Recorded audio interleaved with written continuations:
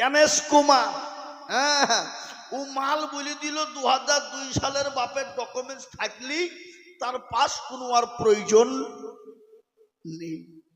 কিন্তু বাপ 2002 সালের কাগজ লিস্ট বের করে ডকুমেন্ট দিতে গিয়ে আল্লাহু আকবার, আল্লাহর কত বড় কুদরত। এসআইআর করতে গিয়ে পশ্চিম বাংলায় পড়ে গেল 58,20,868 জন খসড়া তালিকা। বুঝতে পারলেন না? কিন্তু ওরা বিশ্লেষণ করে দেখতে গেল, যারে এতে কেচে খড়িতে গিয়ে সাপ বেরিয়ে গেল রে।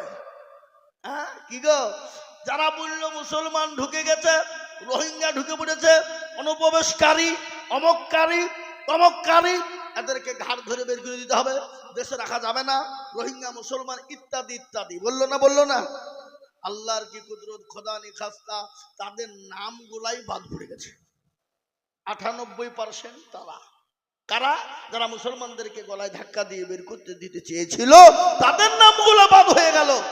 আবার তারা আমাদের দেশের এক হারামখোর আছে যে নিজেরই ঠিক নাই কাগজ, আবার মুসলমান বের করবে গলায় ধাক্কা দিয়ে। কি করলেন? আবার হিয়ারিং নতুন করে নোটিশ দিয়ে মুসলমানদেরকে বাদ দেওয়ার জন্য বিভ্রান্ত করে লাইনে দাঁড়িয়ে রেখে দিয়েছে। আমি বলবো, হিয়ারিং একবার কেন, প্রয়োজন হলে মুসলমানরা 10 বার হিয়ারিং করতে রাজি। কেন? কেন মুসলমানদের ডকুমেন্টসের অভাব নেই। কি বলছেন আপনারা বলুন? কি বলছেন? ঠিক না বেটি, জোরে বলুন। মুসলমানদের যে পৈতৃক সম্পত্তি, মুসলমানরা যে এই দেশে তৈরি, এই দেশে তাদের জন্ম, তার ডকুমেন্টস তোমরা কি দিয়ে নিতে চাও? কাগজ দিয়ে যদি নিবে তাও দেব, যদি 10 বছর পিছনের লাও তাও দেব। যদি মনে করে কাগজের প্রয়োজন নেই, তোদের জন্ম, তোদের তারিখ, তোদের দাদা দাদি, দাদা, অমুক দাদা, তমুক দাদা যারা মারা গেছে তাদের দিয়ে দে, তাও আমরা দেওয়ার জন্য প্রস্তুত আছি। আছি না নাই? জোরে বলুন, আছি না নেই? বলে তাদের কি দিয়ে দেব? তাদেরকে আমরা কবরে মাটি দিয়ে রেখেছি, তাদের লাশগুলা পচে গেছে, মাটিগুলা পচে গেছে, শরীর পচে গেছে, কিন্তু হাড়গুলা তো পচেনি। কি বলছেন বলেন? 50 বছর আগের হাড়ও আছে। হাড়গুলাকে গুছিয়ে নিয়েছে, যদি আমরা ওই যে কি বলে ডিএনএ দিয়ে দিই, ও ডিএন বলে দেবে এরা কোথাকার মাল, এরা কোথাকার প্রোডাক্ট, ওই ডিএনএ বলে দেবে। দেবে না? দেবে না? জোরে বলুন। কিন্তু আমরা যদি তোদেরকে প্রশ্ন করি যে তোরা দেখা লিয়াই আছে আছে, তাতেও যদি না হয় আরো প্রমাণ লিয়েলেন। পৃথিবীর জমিনে যিনি সর্বপ্রথম দুনিয়ায় এসেছিলেন, যখন পৃথিবীতে কিছু ছিল না, তিনি সর্বপ্রথম আল্লাহ তিনাকে বানিয়েছেন। তিনার নাম কি? জোরে বলুন। আদম নবী আলাইহিস সালাম, তিনারই আওলাদ হলাম আমরা। ওয়ালাকাদ কাররামনা বানি আদম, সেই নবীর আওলাদ হলাম আমরা। সুতরাং আমাদেরকে দেশ থেকে বের করে দিয়ে তাড়িয়ে দেওয়ার কোনো অবকাশ নেই। জোরে বলুন ইনশাআল্লাহ। জোরে বলুন ইনশাআল্লাহ। ভারতের মাটিতে মুসলমানদেরকে ডিভোটার করে, মুসলমানদেরকে ভোটের কাছ থেকে নাম থেকে বাদ দিয়ে দেবা, আর মুসলমানরা বসে বসে ললিপপ চুষবে, আঙ্গুল চুষবে, প্রয়োজন হলে জীবন দিয়ে দেবে, ডিটেনশন ক্যাম্প হলে ঢুকতে মুসলমান যাবে না। কি বলছেন আপনারা বলুন? ঠিক না বেঠিক? জোরে বলুন। মুসলমানদের ডকুমেন্টসের অভাব নেই, মুসলমানদের কাগজের অভাব নেই। আজকে মুসলমান আমরা নাকি বিদেশি, যারা এই দেশে আসলো তারা হলো স্বদেশী, আর এই দেশে জন্ম যারা তারা নাকি বিদেশি। আদবানির বাড়ি হলো কোথায় বলুন? পাকিস্তান। ইন্ডিয়াতে এসে হয়ে গেল স্বদেশী। অটল বিহারীর বাড়ি হলো পাকিস্তান, ইন্ডিয়াতে এসে হয়ে গেল স্বদেশী। সোনিয়া গান্ধীর বাড়ি হলো ইটালি, ইন্ডিয়াতে এসে হয়ে গেল স্বদেশী। অধীর বাবু, প্রণব বাবুর বাড়ি হলো বাংলাদেশ, ইন্ডিয়াতে এসে হয়ে গেল স্বদেশী। জ্যোতিবাবু, বুদ্ধবাবু, বিমান বসুর বাড়ি হলো বাংলাদেশ, ভারতে এসে হয়ে গেল স্বদেশী। মিঠুন চক্রবর্তী, কুমার শানুর বাড়ি হলো বাংলাদেশ, ভারতে এসে হয়ে গেল স্বদেশী। আর আমরা ইন্ডিয়াতে জন্ম নিয়ে আমরাই নাকি বিদেশি। সিঙ্গাড়ার ভিতরে আলু ঢুকলো কি করে? এ বাবা, আজকে আমি আপনাদেরকে বলতে চাই, দরদি মুসলমান ও আল্লাহর গোলাম নবীর উম্মত, শোনে নাও ভালো করে, কান করে বলে যায় মুসলমান দরদি গো, এই কোরআন যতদিন পৃথিবীর জমিনে থাকবে, আল্লাহর কোরআন যতদিন পৃথিবীতে থাকবে না, সেদিন পৃথিবীর জমিনে কোনো মুসলমান থাকবে না। আর এই কোরআন মুসলমানদের কাছ থেকে আলাদা করাও যাবে না। বলে কেন যাবে না? কাগজের কোরআনকে যদি কেউ পুড়িয়ে দিতে যায়, কাগজের কোরআনকে যদি কেউ শেষ করে দেবে, কিন্তু মুসলমানদের সেনার ভিতরে কোরআন ঢুকে গেছে। এ কোরআন মুসলমানদের সেনাতে যতদিন থাকবে ইনশাল্লাহ এ কোরআন শেষ করতে পারবে না।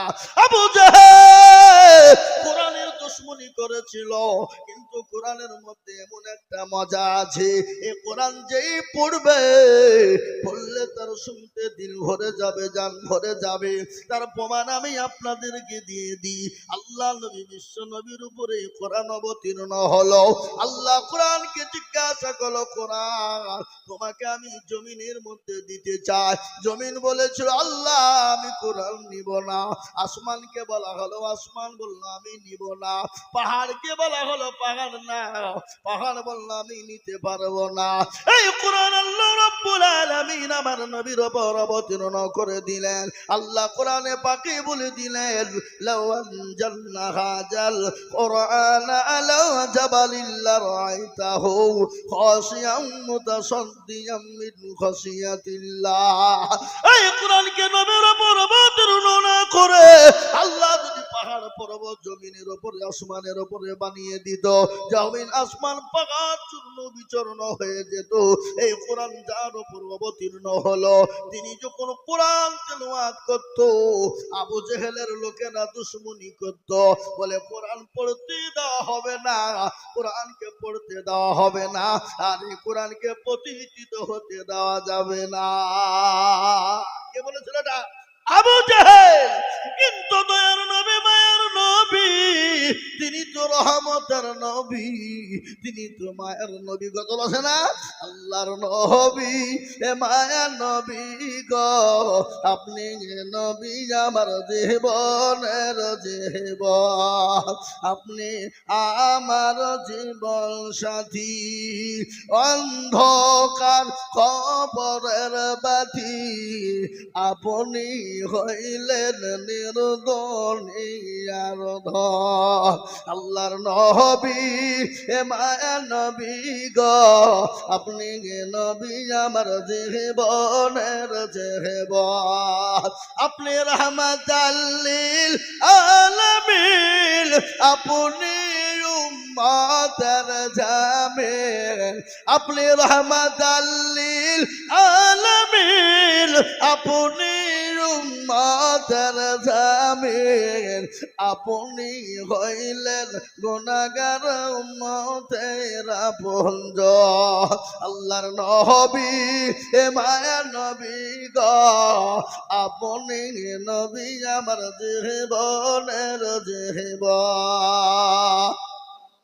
দেখিয়া আপনার মজেজা ভাগবতী হলেন মা খাদিজা, দেখিয়া আপনার মজেজা ভাগবতী হলেন মা খাদিজা, সফা দিলেন জীবন যৌবন, মাল দৌলত যা ছিল আপনাকে সফা দিল, আপনাকে বানাইল আপনজন।